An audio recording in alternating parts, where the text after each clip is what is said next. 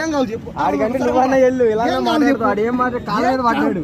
ఏం కాదు పడ్డాడా కరెక్ట్ భయమా? సరే కుమారు, ఆయన తయారు చేసావు వెళ్ళైపోయాడు. ఇక్కడ బెజవాడకి ఇస్తున్నాడు మరి ఈయన ట్రైనింగ్ ఇవ్వచ్చు కదా.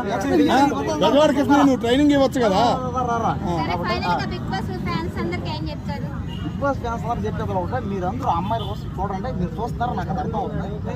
ఏంటంటే బిగ్ బాస్ చూసేది అమ్మాయిల కోసం అయితే అదంతే. సోమన్ శెట్టి అని అతను కాస్త డల్లుమాడు బాబు. రాము రాతుడు అనేవాడు కూడా మనోడు కూడా కాస్త డల్లుగానే. కాబట్టి అతను డల్లుగా ఉన్నాడు, ఇతను డల్లుగా ఉన్నాడు. ఉండరా కాబట్టి రాము రాతుడు సోమన్ శెట్టి అన్న వీళ్ళు నామినేషన్ పడితే అది మనం చెప్పలేం కదా.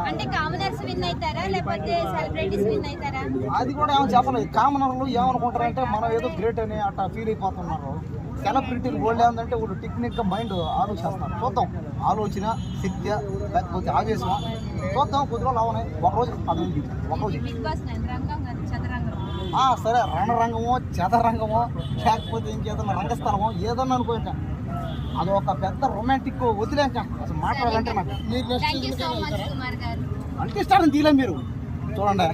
మల్టీ స్టార్ తీరండి వీళ్ళు.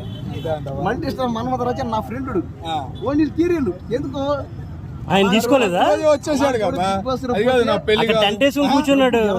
అంత బాగా ఆయన వచ్చాడా? టెంట్ వేసుకుని కూర్చున్నాడు. అక్కడికి వెళ్ళి నాకు పెళ్లి కావట్లేదు అని చెప్పేసి చెబుతాడన్న కాళ్ళ మీద పడి. మరి ఏమి ఇచ్చావా నువ్వు ట్రైనింగ్? గట్టిగా ఇవ్వాలి కదా ట్రైనింగ్. నువ్వు నిన్నే అంటున్నారు, తెలిసిన వాళ్ళ నిన్నే అంటున్నారు తెలుసా. నిజంగా నీ కామెంట్లు చూసావా? నీ వీడియోల కింద కామెంట్లు అన్నీ అయ్యే పెడుతున్నారు అంతేనా?